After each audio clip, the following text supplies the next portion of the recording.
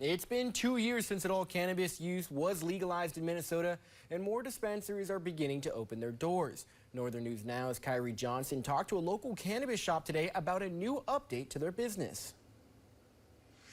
As of last week, the Minnesota Office of Cannabis Management granted 9 lottery licenses to micro businesses across the state. One of those 9 found its way to Legacy Cannabis right here in Duluth.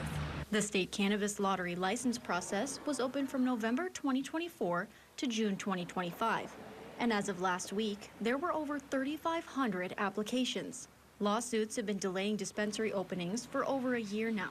But Legacy Cannabis says they've been waiting for this moment for decades. Even all the way back in 2009, 2010, as I was starting, I had my eyes on for this moment. Lead consultant of Legacy Cannabis, Josh Wilkins-Simon, hopes to have the Duluth location be the first non-tribal dispensary in the state. This will allow the business to sell cannabis in the form of flowers, pre-rolls, and vapes. As the months tick by, we're going to get more and more products in, and along with, as new dispensaries open up. But safety and regulation are on top of the priority list for Legacy Cannabis moving forward. It's a serious thing that we got to make sure we're doing right, and of course, consumer safety, product safety. And cannabis lawyers like Mitch Chargo across the state agree. Going into a dispensary, understanding what the limits are that you can actually purchase and carry on your person. Beyond legalization success, Wilkins-Simon tells me this is a step forward in safety for consumers and a leap past the common misperceptions about cannabis. For decades,